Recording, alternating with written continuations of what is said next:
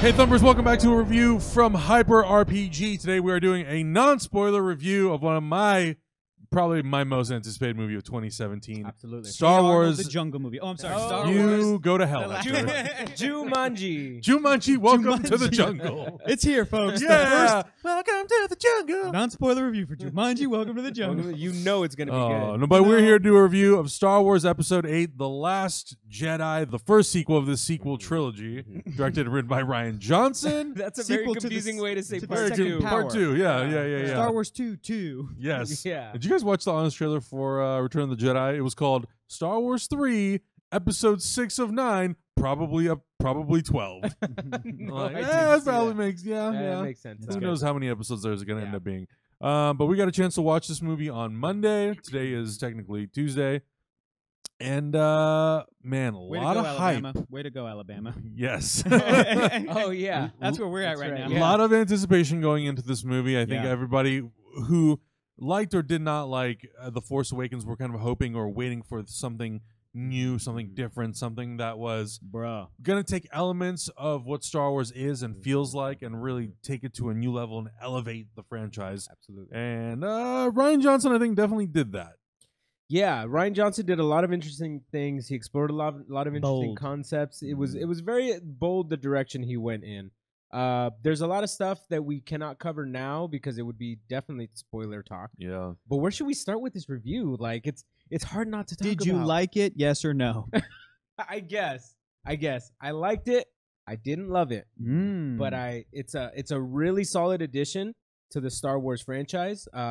They did things that I had always wanted to see in a movie. Yeah.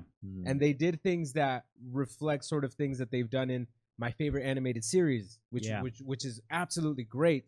I think feel what like you're talking about right now is the action. The action is sick. The action is so good. Absolutely. The action I had no issues with. It's just Mhm. some of the concepts that are around the Jedi religion and the Sith and everything can be kind of hard to grasp when you're trying to go that far deep into the lore, you know?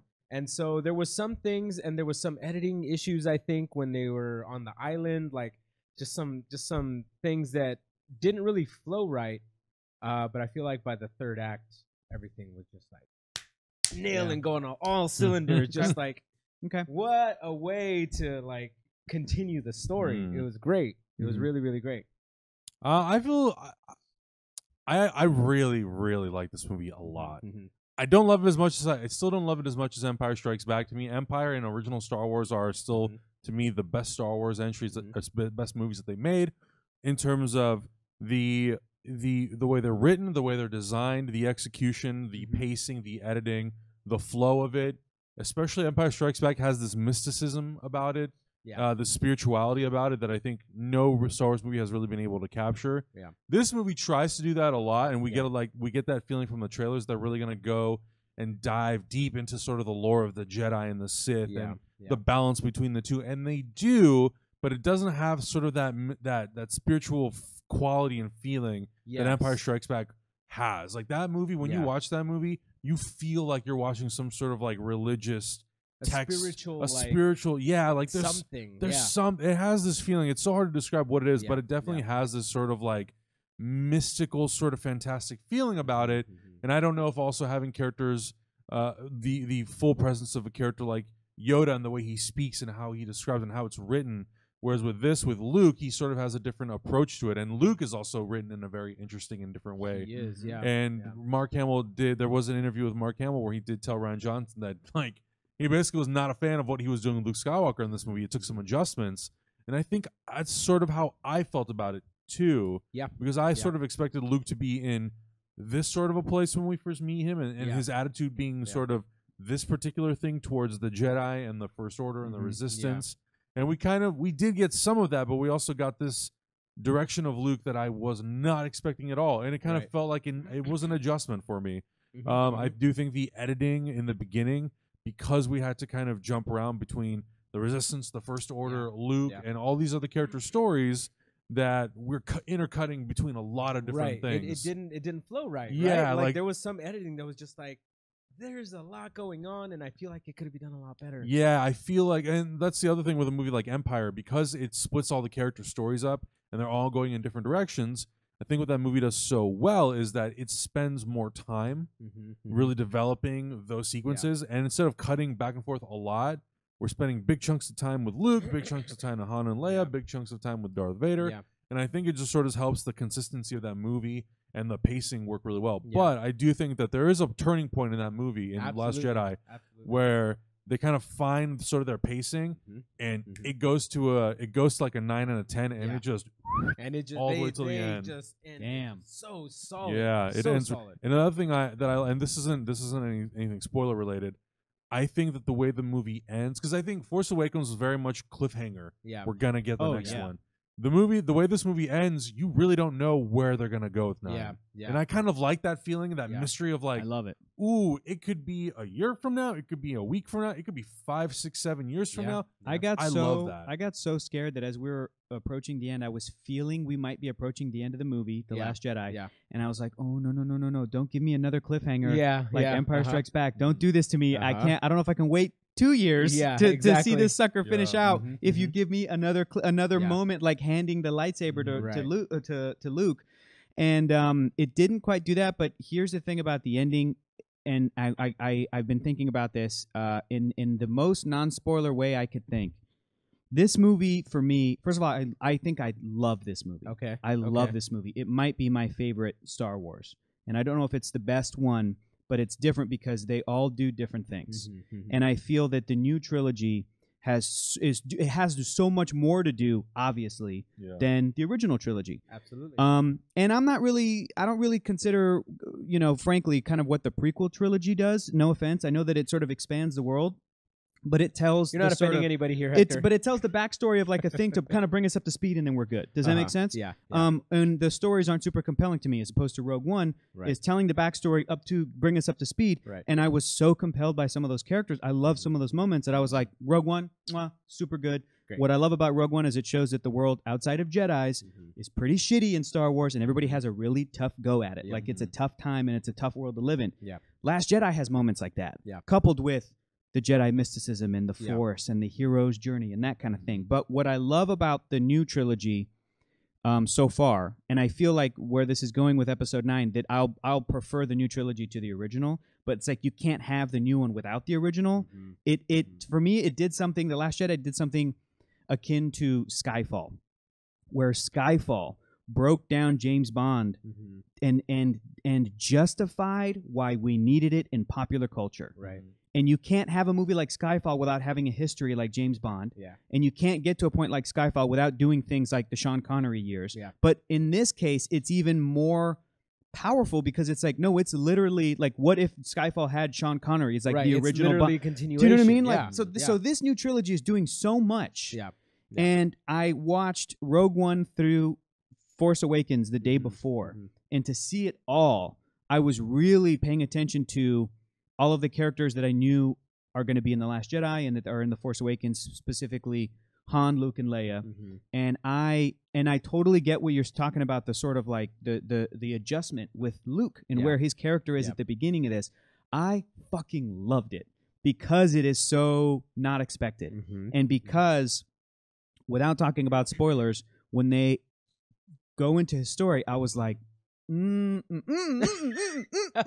like I was all there for it. Like the strings connected from where you kind of think he should be. Yes, and from where he was, because again, I had just put him fresh in my mind. Right, Episode 4, 5, 6, and I and he's so young in that movie, dude. In New Hope, he is so young, and it's nuts to see Mark Hamill then and to see him now in a performance that I think is fantastic. Oh yeah, I mean the acting in this movie has no issues whatsoever. Him and Carrie Fisher. Yeah. The late great Carrie Fisher are some of the anchors of this movie. Absolutely. In the way that Harrison, I think, was so fun to watch in Force Awakens. And Harrison, I don't know if we talk about enough about this, but Harrison, even in Force Awakens, the moment where he had his death scene, can choke me because Harrison does this little thing where he goes like this.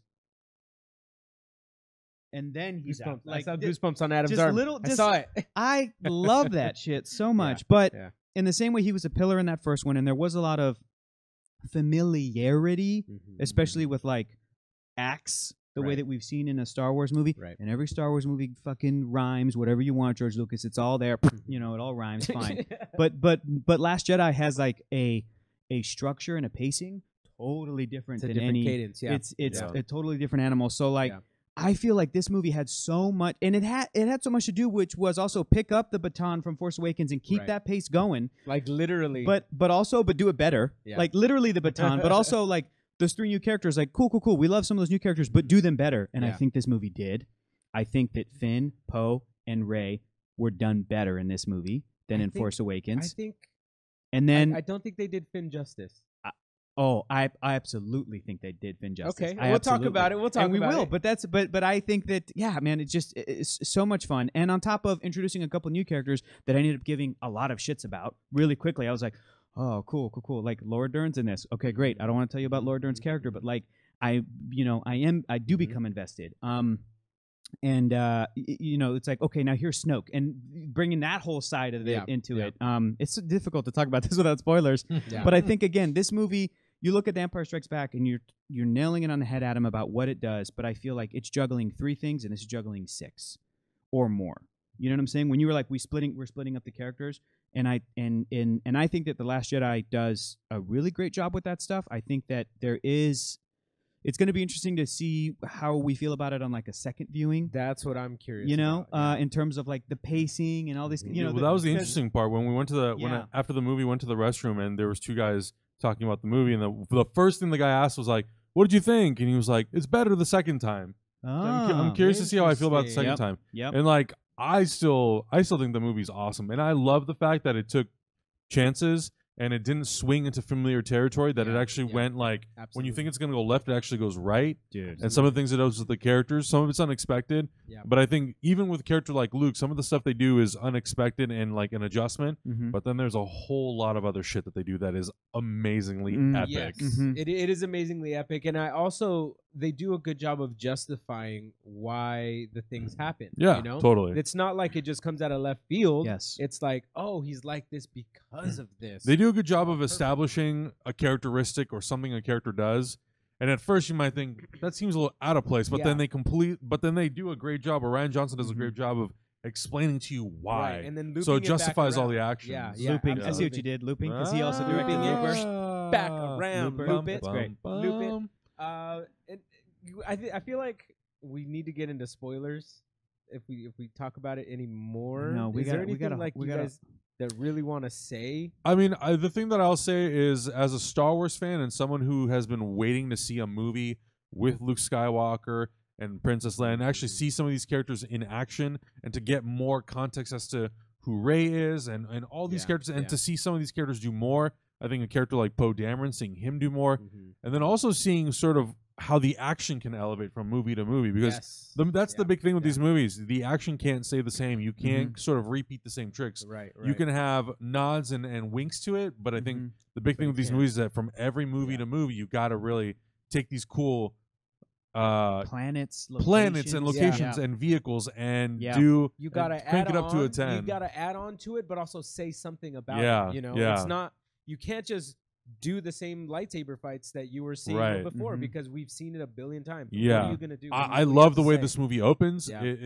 There's only one other Star Wars movie that opens in a very familiar fashion, and I love the fact that it opens like that, and you just go. Yeah. And I think that's probably was also something that was really cool about having this movie literally start more or less when The Force Awakens kind of ends, is that you get to just jump right back into the story, and I think it just kind of propels it, and you're just you're in. We're not catching up with like, okay, so it's been 2 years, okay, so like, where's Finn? What's Poe been up to? What's Rey doing? It's just like it's go. Yeah, you're going. Go. Yeah, and I think the characters who are pivotal to the story and are supposed to be at the forefront and in the spotlight are there. There's a few characters that are more in supporting roles that really fit being in those supporting roles, because that's what they're doing. They're supporting the main characters in their story. There's a couple of characters who you think are going to have much bigger, more expanded roles, and they don't. But that was kind of surprising to me. Yes. Well, yeah.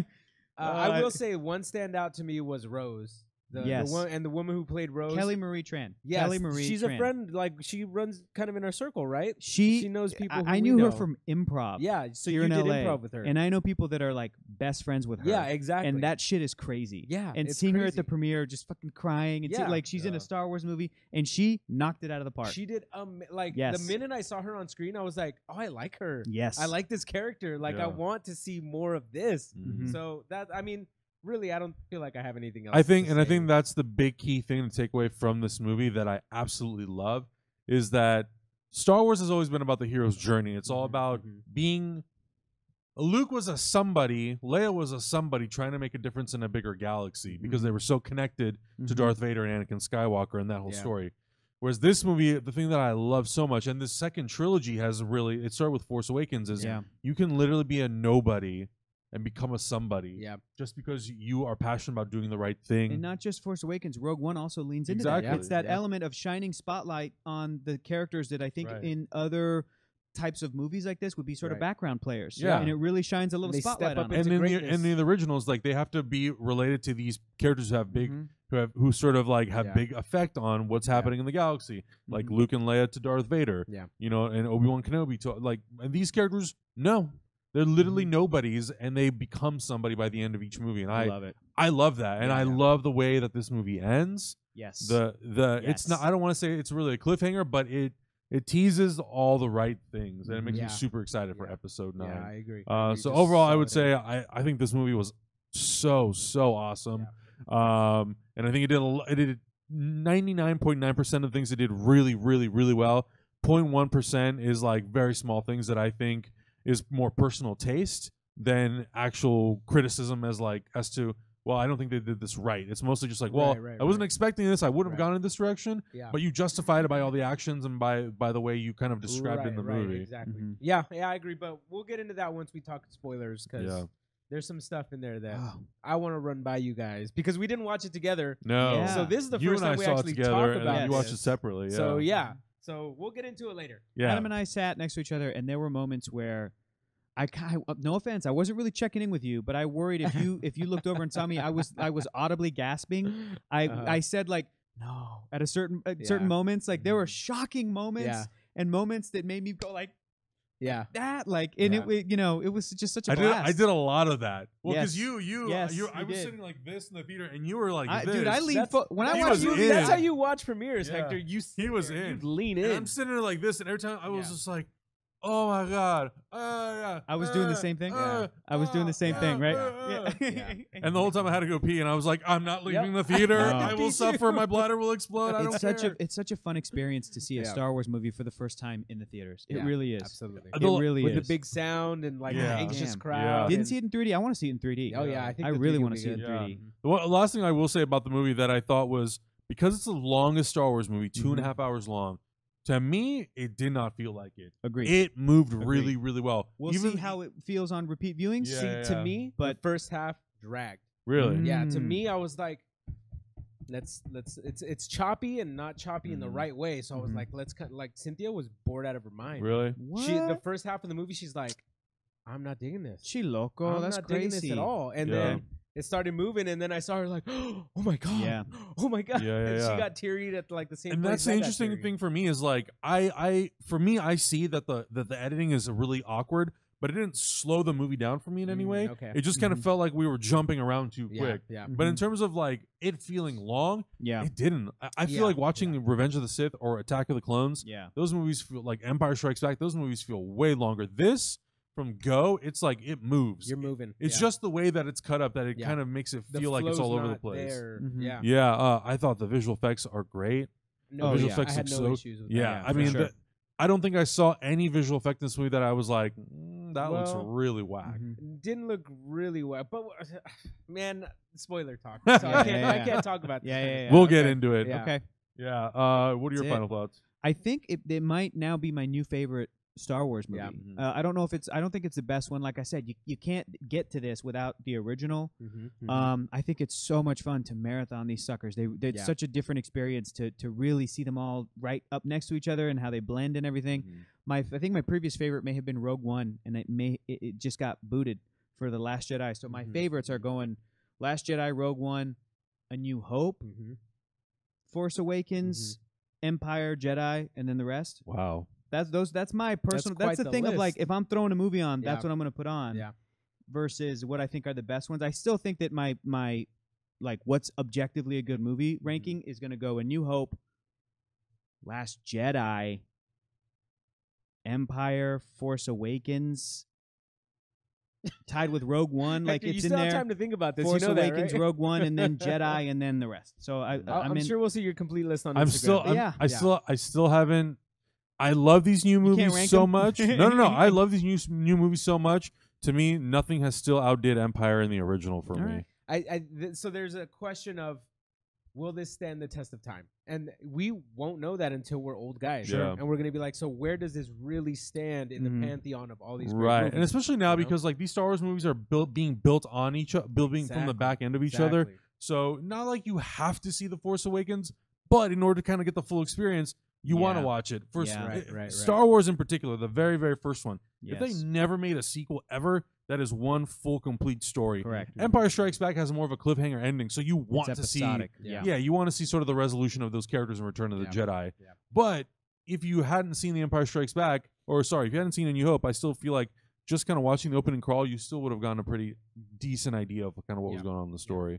It definitely enhances the experience when you watch them all. Look, who doesn't want to watch them all? It's difficult. It's difficult to objectively be like, what's going to stand the test of time? Because movies are going to affect us differently when we're kids, when we're grown-ass men, when we're old.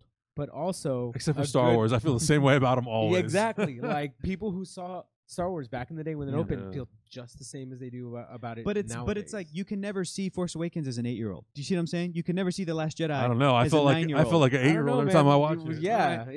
Every time I go. I mean, we were sitting there, and I'm sitting next to my buddy Chris and my buddy Ryan, and we're sitting there, and all three of us are just like, yeah, exactly. You know, I feel like 8 or 9 when I first saw Episode 4. My little brother had never seen any Star Wars movies. The guy is 25 years old. I took him to see The Force Awakens. He was like, "This is incredible!" Like this, he felt like this is what I've been missing out on. Exactly. Yes. I mean, it was kind of the same experience for you because you hadn't seen Star Wars till you were older. I didn't see the original trilogy till I was like 26. You know, and so even then, I could relate to those movies. Like I recognize the greatness in those movies. And so I don't want to rank these as far as movies go yet. Yeah. Because I want to watch it again first of all to see what it's like, and then I want to sort of wait maybe like a year or two to see. You got to digest where it kind of fit. Exactly. Yeah, you got to digest it. Yeah, you got to digest it a little bit. So I can't wait to talk spoilers with you guys. I would recommend everybody go watch this movie. And 200%. I would also recommend, if you have the time, pop in Force Awakens for a refresh before you go. Super helpful. Because I think most people have watched the original trilogy many a time. You're fine, but Force Awakens, I think it definitely is a good idea to go back in and just pop it on. It's like 2 hours and some change. Yeah. Pop it on. I think you're gonna have a much better experience because you're gonna remember. Oh yeah, all these little things are gonna inform all these little like nice little payoffs in the Last Jedi. You'll get a lot of good payoff, but you don't necessarily have to watch it. So just go watch it anyway. Go watch it anyway. Yeah. We'll be back later this week to do a spoiler review. We are going to get into the nitty gritty. Oh, I love because it truly is impossible to talk about The Last Jedi without going into spoilers. There is so much good stuff. Yeah. Super excited to talk about spoilers. Oh my God. The future of Star Wars. It's going to be real good. Hector, where can everybody find you? You can find me on the internet at Hector is Funny. Augustine? You can find me swinging a lightsaber on Twitter at @L_Santo Taco. And that's not a pee-pee joke. It's not a pee-pee joke. You can just find me at Adam Havoc. Guys, go into the comments if you've seen Star Wars The Last Jedi. Leave your non-spoiler thoughts about the movie. Don't spoil it for people who haven't seen it yet. Let us know what you thought. And we'll be back later this week to talk spoilers. Sounds good.